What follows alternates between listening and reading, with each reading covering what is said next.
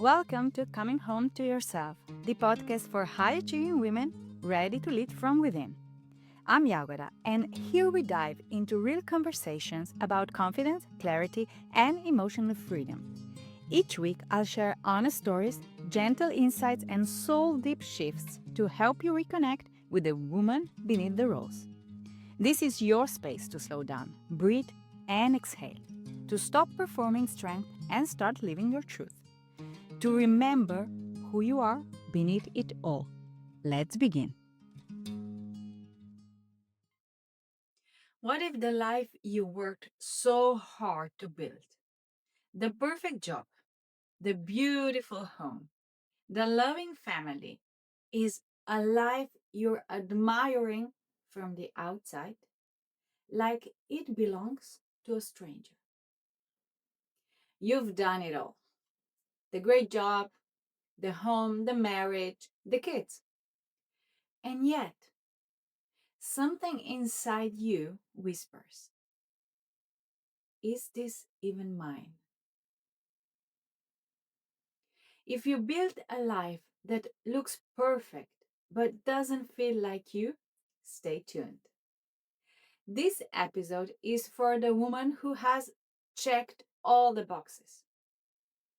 High achieving woman who has stacked successes but now senses a gap.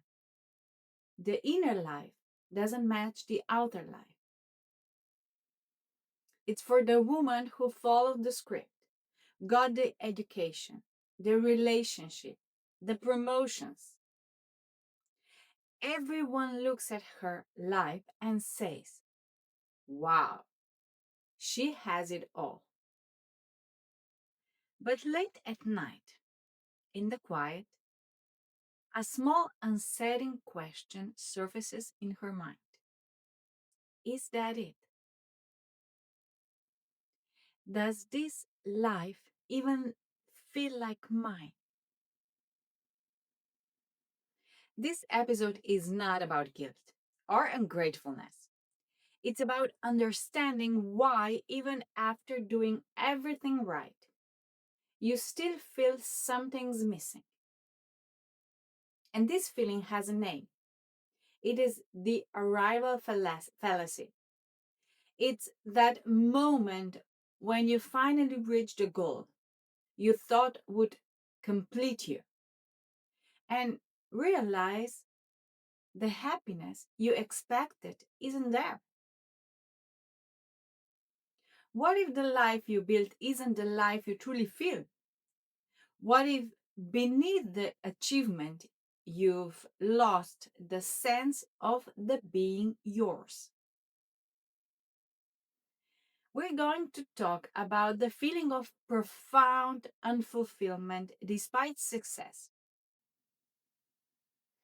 We'll explore the meaning of ownership of your life and how external achievements can hide inner displacement and how to come home. What we're talking about is the moment the high achiever realizes she's been running a marathon in the wrong direction.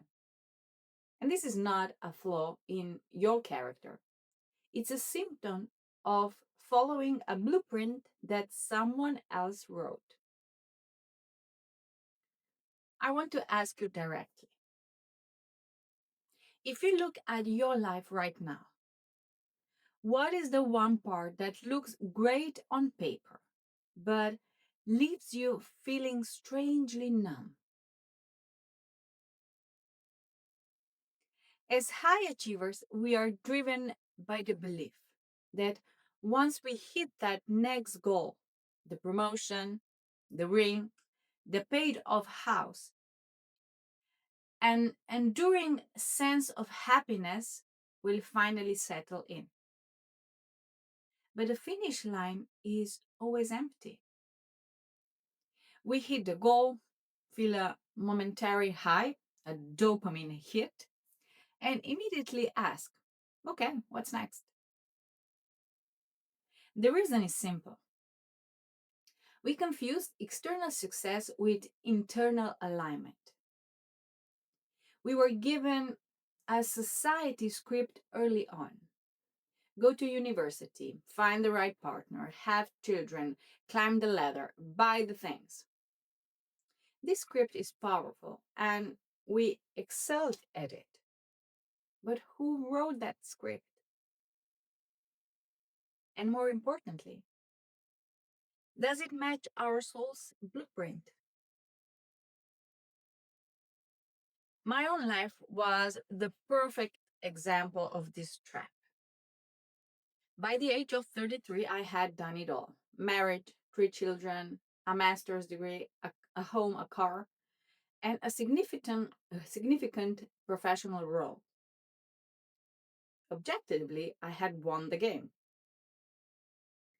But standing there, looking at this magnificent structure, I distinctly remember feeling, is that it?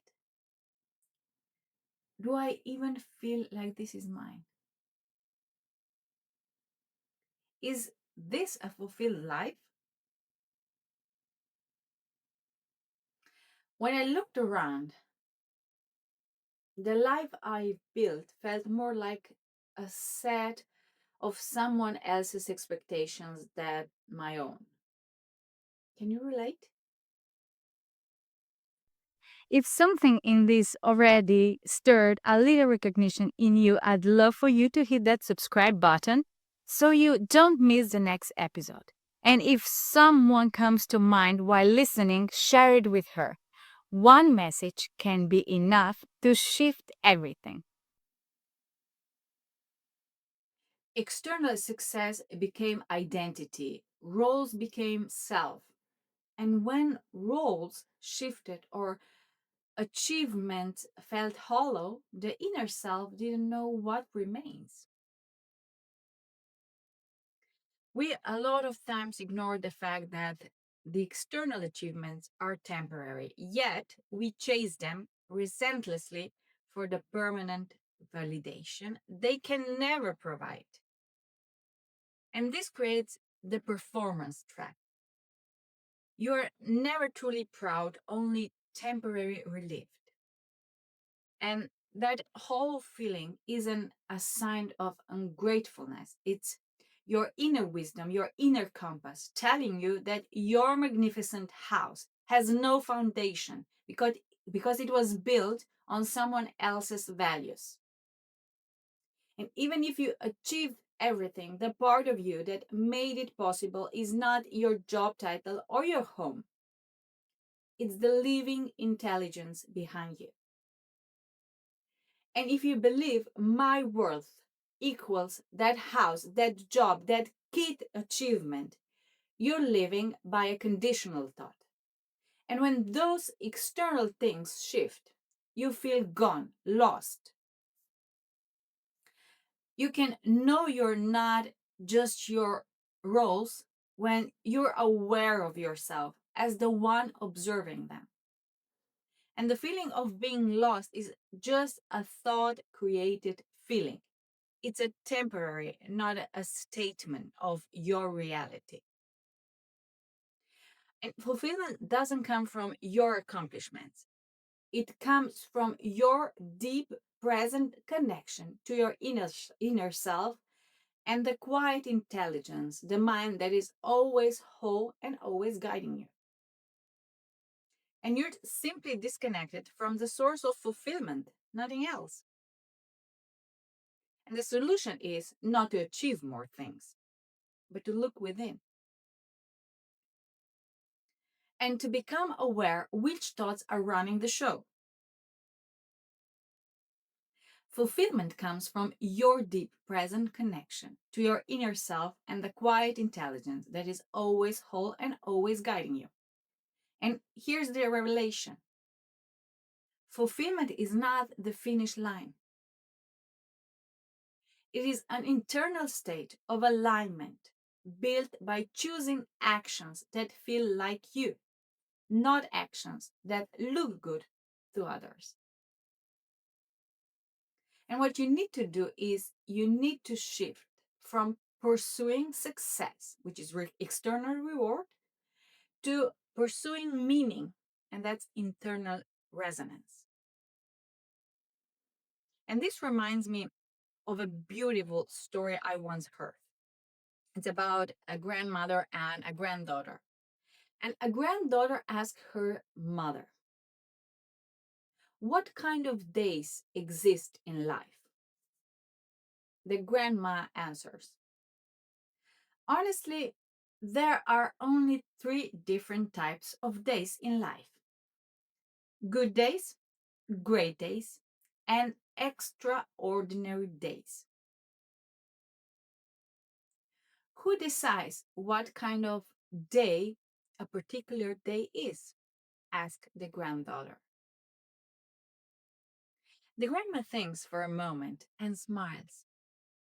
"My dear, that depends on you and you only, no one else."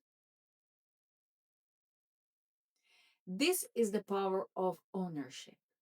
No one else defines the quality of your life, not your boss, not your neighbor, not your past self.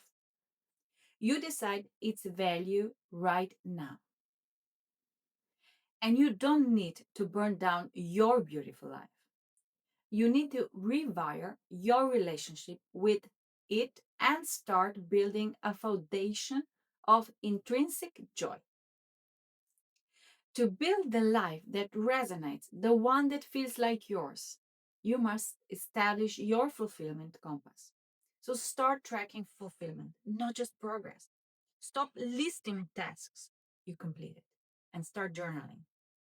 What did I do today that made me feel alive? What felt forced? What would I still do if no one ever found out? And create spaces between wins. We are addicted to momentum. After every win, big or small, you must intentionally pause, celebrate. Don't rush to the next goal. Spend a full day doing nothing but noticing what already feels good. Let your brain integrate the pride before it craves the applause again.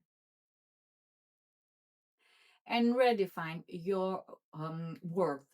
Ask yourself this question: what did I do today that was worthwhile? Because here's is the hint.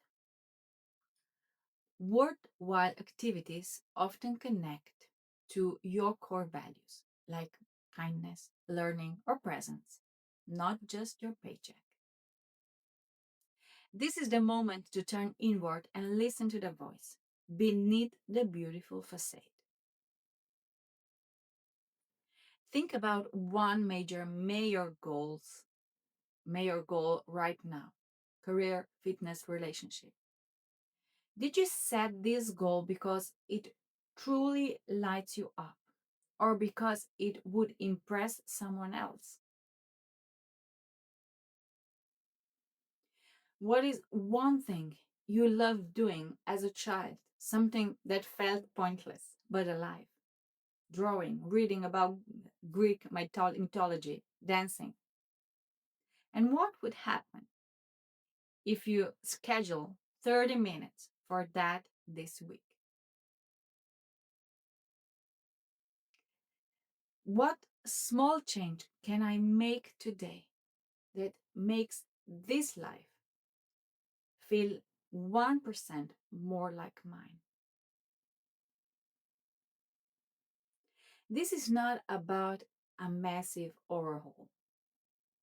This is about making small intentional deposits into your self-trust account until your internal reality matches your external success. You don't need bigger goals. You need deeper roots. And you can still claim it. You can still live it as yours. And if you feel lost now, it's not the end of the story. It's the invitation to come home. The fact that you build a beautiful life doesn't mean it's not yours. It simply means you built it before you truly knew yourself. And now you do. The life you truly want is on the other side of listening to what your soul has been whispering all along. That fulfillment is an inside job. Thank you for being here with me today, and until the next time, listen for the whisper. Thanks for listening to Coming Home to Yourself. If this episode spoke to you, take a moment to subscribe and share it with one woman who needs it. And if you're ready to go deeper, come find me on Instagram or Facebook, because this isn't just a podcast, it's a return to your body, to your breath, to your heart, to your own voice. Your story matters. You matter. See you next time.